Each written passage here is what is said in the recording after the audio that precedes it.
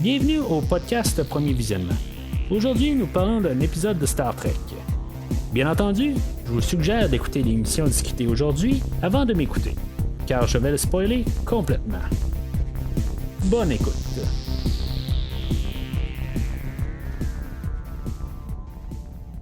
Alors, bienvenue sur le USS Cerritos. Cette semaine, on parle de l'épisode 3 de la 4e saison de Star Trek Lower Decks, In the Cradle of Vexilon.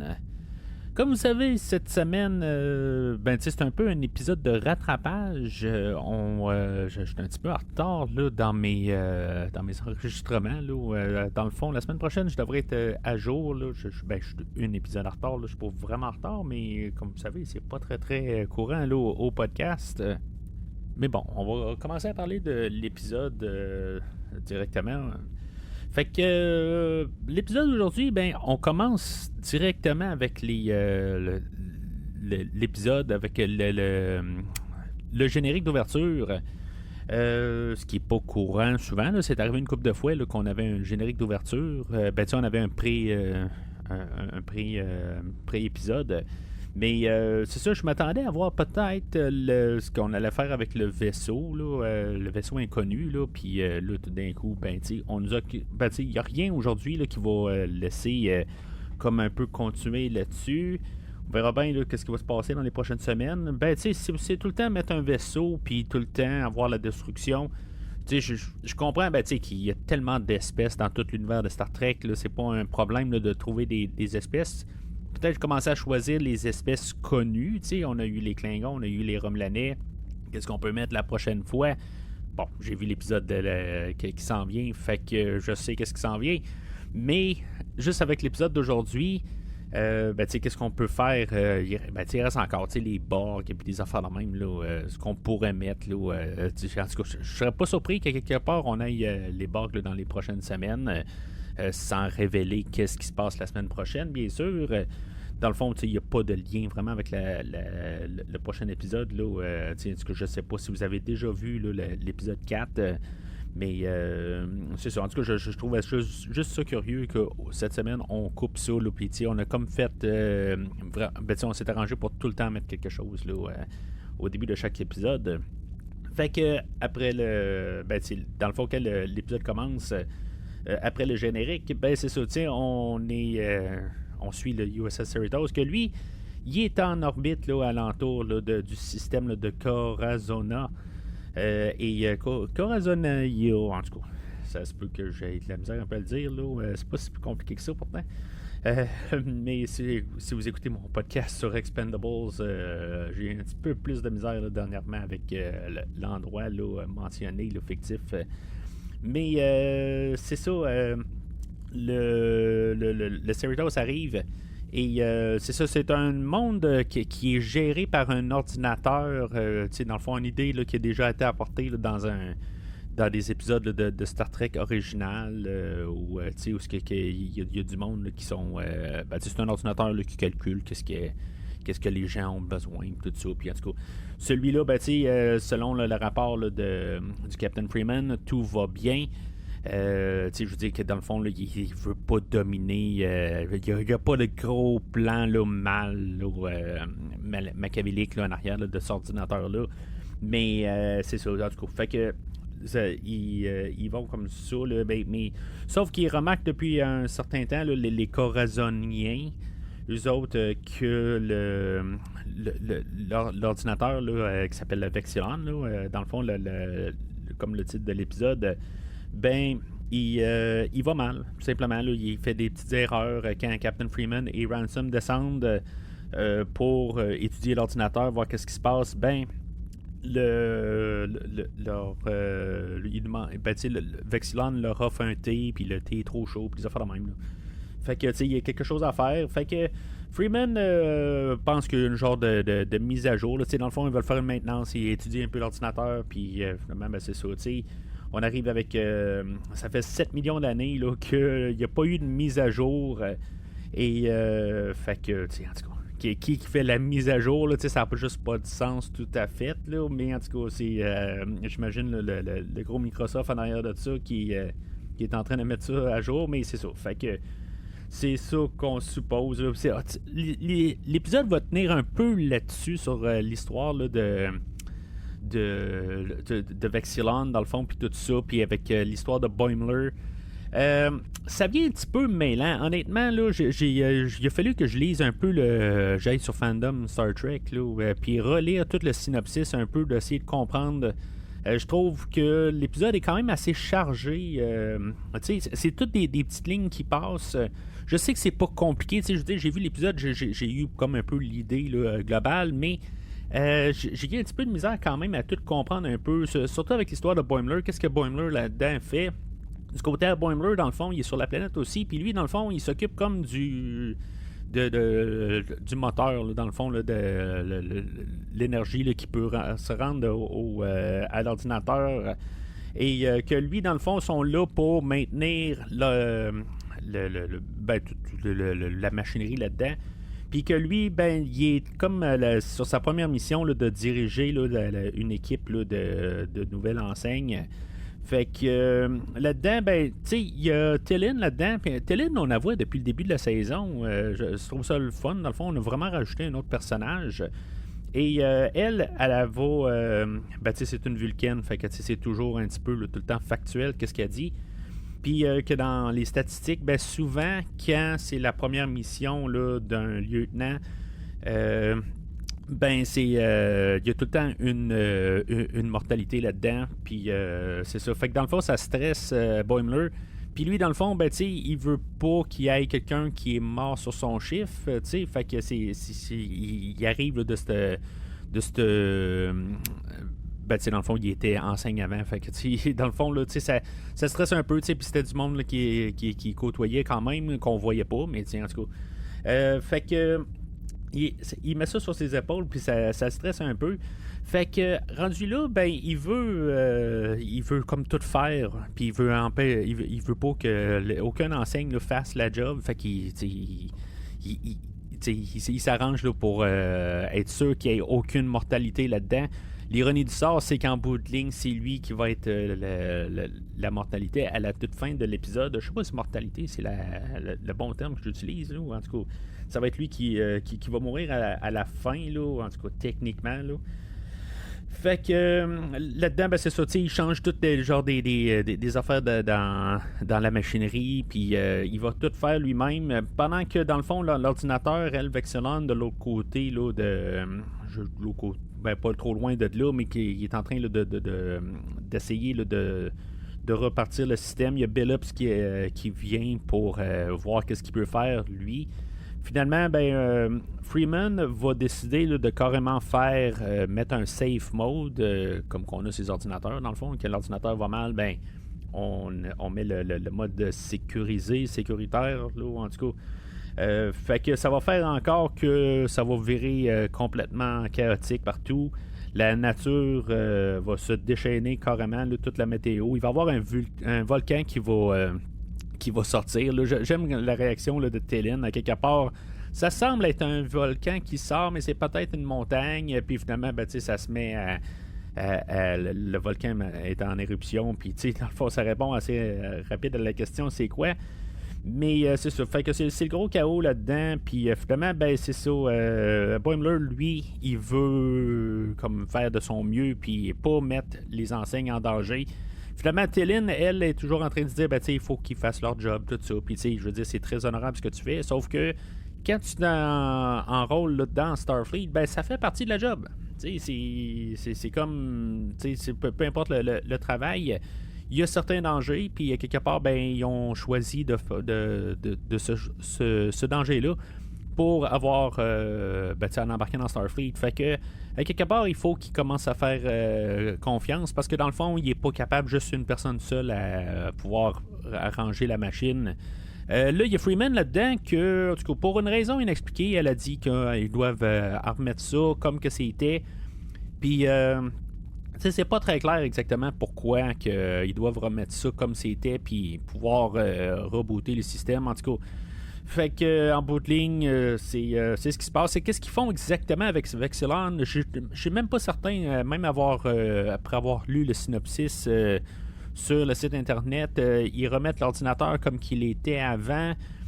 Finalement, le moteur surchauffe, puis Boimler il reste en arrière pour essayer de fermer le système, puis finalement, ben, tout l'endroit va exploser, puis c'est comme un petit peu comme... Il y a un petit bout, on dirait, d'histoire qui manque dans tout ça. Un petit bout, juste une ligne là, de nous expliquer pourquoi. Dans le fond, ils veulent juste comme pas y toucher, mais il faut qu'ils y touchent parce qu'ils marchaient pas avant, puis tout ça, en tout cas. Fait que c'est... Il y a une petite affaire peut-être que j'ai pas compris là, dans tout ça.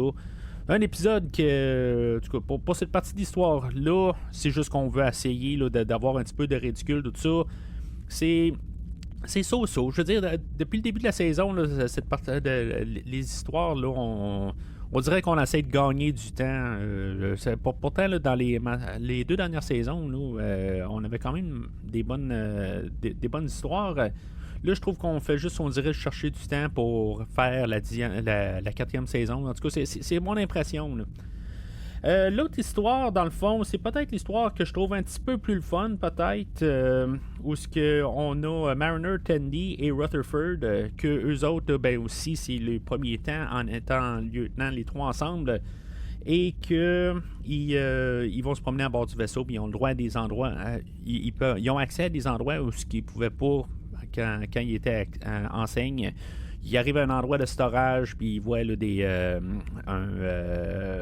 un genre de cadeau là, pour le personnage là, de Mariner Sirtis là, dans Voyager. Pas Voyager, dans Star Trek Next Generation, là, les Betazoids. Là. Mais c'est ça, en tout cas, fait qu'il trouve ça, puis il trouve un jeu ce que je l'ai pas noté, là, mais c'est une référence là, à Star Trek Deep Space Nine que je me rappelle vraiment pas, là, ça doit avoir rapport avec le holodeck là, de Quark ou quelque chose de même, là, je me rappelle vraiment pas, là, c'est quoi cette affaire-là, là. Fait que, puis là-dedans, c'est ça, il y a comme un jeu, puis qu'il vire en rond, puis en tout cas, il y a des énigmes là-dedans, puis tout ça, puis en tout cas, ils trouvent ça, puis là, après ça, ben, pendant qu'ils sont en train de fouiller là-dedans, ben, ils sont appelés là, par le commandant Dirk, je sais pas si c'est commandant qu'il faut dire, là, ou officier Dirk, en tout cas, c'est leur prochain supérieur, puis que dans le fond, ou c'est le même... le même échelon. Là. En tout cas, d'après moi, non, parce qu'en bout de ligne, le Dirk, à la fin, là, il est assis avec Ransom. Fait que ça me surprendrait que ce soit le même échelon. Mais en tout cas, je ne sais pas exactement c'est quoi les échelons là-dedans. Là. C'est quoi lieutenant, puis après ça, c'est officier, puis après ça, j'ai aucune idée. Là. Commandant. Mais c'est ça. Fait qu'après ça, il se ramasse dans une salle là, pas de machine, là, mais c'est un petit peu comme dans le fond ce qui se passe là, sur la planète. Là, ben, c'est ça, eux autres là, sont dans une salle là, de serveurs, si on veut, là, où il y a plein de chips, puis dans le fond, il y a une chip là-dedans qui est qui fonctionne mal, fait qu'il faut trouver l'erreur dans le système. Là. Ils ont comme arrêté tout le système là, du Cerritos, ça a l'air. Puis que dans le fond, pour la recommencer, il faut trouver l'erreur avant, puis genre des milliers, là, c'est complètement exagéré. Fait que dans le fond, c'est comme probablement une affaire d'initiation un peu, là, où ce que Dirk, lui, il arrive, puis il dit, ben, il faut trouver la chip qui marche pas. Fait que dans tout ça, ben, lui, Dirk va partir de là, puis là, nos 3 personnages, là, Mariner, Tandy, Rutherford, ils autres vont quand même se demander un peu pourquoi que Dirk ne vient pas avec eux autres en bout de ligne là, pour rechercher ça, surtout que c'est supposément très vital là, pour le Cerritos. Fait que en bout de ligne, ben, ils vont se dire, bon, ben, quand même, on va y faire un mauvais coup, là, il nous fait comme un peu, il nous écœure un peu, fait que on va retourner un peu l'appareil. Fait que finalement, ben, il tombe sur lui en sortant là, de cet endroit-là, puis finalement, ben, Dirk, lui, dans le fond, là, il se met à... Il est comme content là, qu'ils ont trouvé la chip. Fait que quelque part, ben, ils disent pourquoi que tu nous as pas aidé en bout de ligne si c'était si vital que ça. Ben là, il commence à compter une histoire qui était poignée dans le jeu quand il était jeune, tout ça, puis il est tout bien traumatisé. Fait que eux autres, ils sympathisent avec ça un peu. Mais là, ils se disent, bon, ben là, il faut trouver la chip, il faut trouver un peu là, c'est quoi qui se passe là-dedans. Fait que ils se dépêchent pendant que Mariner a fait diversion avec Dirk, ben, on a Rutherford et Tandy que eux autres vont essayer de trouver la chip. Puis, tu sais, dans le fond, ils sont plus trois. Tu sais, il y a Tandy qui recherche la chip. Mais en même temps, ben, eux autres, ils ont fait dans les quartiers là, de Dirk, ben, ils ont mis un peu un piège. Puis, à quelque part, ben, c'est ça. Rutherford va devoir désamorcer le piège. Puis, Tandy, elle va scanner toutes les chips. Du coup, c'est peut-être le bout que j'ai aimé le plus dans tout l'épisode. À quelque part, c'est juste voir Tandy en action. Puis, c'est ça. À quelque part, ben, ils vont finalement tout régler la situation. Puis c'est pas mal ça la fin de l'épisode en bout de ligne. Il y a comme deux histoires, puis c'est comme juste de semaine en semaine, on fait juste trouver une histoire, puis juste continuer. Je trouve que, tu sais, c'est pas que je reveux une histoire où c'est toujours interrelié avec la semaine passée ou la semaine, en tout cas, tu sais, quand on a des histoires en continu. On a le côté en continu où on a nos personnages qui ont... Ben, tu sais, ils ont évolué là, en tant qu'enseigne de Starfleet, puis sont rendus là, des lieutenants. Mais je trouve que, à quelque part, ben c'est ça. Tu sais, je trouve qu'on cherche juste à faire une histoire, pas de... Je sais pas, je trouve que c'est l'épisode a manqué de quelque chose. Peut-être on essayait de justement... comme j'ai dit, j'ai eu un petit peu de la misère à la suivre. Je l'ai écouté 2 fois, puis en plus... Ben c'est ça, tu sais, j'ai lu dessus pour essayer de vraiment me dire, ben, y a-t-il quelque chose que j'ai manqué, j'ai pas manqué? Mon sens de déduction, peut-être qu'il a pas compris quelque chose. Ben, tu sais, c'est juste ça que, dans le fond, j'ai compris par déduction. Mais je comprends pas le sens là, de rapport là, de Boimler, pourquoi qu'il est là. Est-ce qu'on commence à surcharger l'épisode pareil avec tous les personnages? Est-ce qu'on a besoin tout le temps d'avoir Captain Freeman, des affaires de même? En tout cas, c'est ça. T'sais, on doit donner quand même du temps pour les acteurs. On les embauche pour quelque chose, mais il faut quand même leur donner... un peu un moment pour être là. À quelque part, c'est sûr que les acteurs, je sais pas s'ils rentrent vraiment dans un studio pour enregistrer ou ils font ça de la maison. Là, ça je sais pas. Mais c'est ça, à quelque part. Je trouve qu'il manque quand même un certain... je veux pas dire un contrôle de qualité, mais j'ai l'impression qu'on sait pas quoi faire cette saison-ci. Là. On leur a donné une promotion pour peut-être se dire, bon, ben, il va y avoir quelque chose de nouveau, mais je sais pas, il manque peut-être une trame de fond. Est-ce que dans la 3e saison, on avait un petit fond, là, je pense, avec l'histoire de Freeman qui avait été capturé, puis en tout cas, il y avait comme un peu une conspiration, sans être un peu en continu de semaine en semaine, mais ça rajoutait quelque chose, puis là, ben, j'ai comme, je sais pas où est-ce qu'on veut s'en aller. La seule affaire qu'on fait, c'est le vaisseau qu'on voit de semaine en semaine, puis qu'on n'a pas vu cette semaine. Fait que c'est un petit peu, je veux pas dire une déception, mais je trouve que tu sais, puis c'est pas pour rien quelque part. Je me dis pourquoi qu'on a lancé 2 épisodes de suite en partant. C'est comme on veut un peu accélérer parce que j'ai l'impression qu'eux autres même ils savent qu'il manque un peu de vapeur en arrière là, de leur histoire cette saison-ci. Là. C'est plate à dire là, mais c'est comme ça que je vois ça. Fait que en tout cas c'est pas mal tout pour aujourd'hui. Normalement là. Pour mardi prochain, là, comme d'habitude, ben, je devrais revenir là, avec l'épisode actuel. Dans le fond, je vais avoir pris là, le dessus là-dessus, puis on va être rendu à l'épisode 4 de Star Trek Lower Decks. La semaine prochaine, ben aussi, ça va être le nouveau film d'Expendables que j'ai pas encore vu. Là, dans le fond, parce que on va parler là, des 4 films. Si maintenant vous suivez là, la partie là, film du podcast, ben vous savez que j'ai couvert les 3 derniers Expendables et ben c'est ça, dans le fond, on va parler là, du 4e film là, qui est maintenant là, à l'affiche à votre cinéma près de chez vous. Sinon, ben, vous pouvez suivre le podcast sur Facebook et X. En tout cas, je trouve ça bizarre de dire ça, X, là, mais en tout cas, anciennement Twitter. Et sur Instagram, dans le fond, là, n'hésitez pas à suivre le podcast là, sur ces plateformes-là et commenter sur l'épisode d'aujourd'hui. Est-ce que vous trouvez que Lower Decks commence à manquer de vapeur? Sinon, ben, c'est ça. Sinon, on s'en parle au prochain épisode de Lower Decks. Longue vie et prospérité.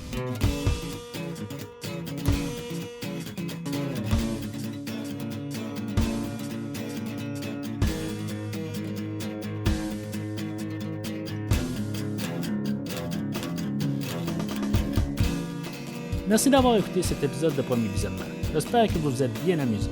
Revenez-nous la semaine prochaine pour un nouveau podcast sur l'univers de Star Trek. Vous pouvez suivre Premier Visionnement sur Facebook, Twitter, YouTube, Podbean, iTunes, Spotify et tout autre logiciel de diffusion de podcasts. Merci de votre support et à la semaine prochaine.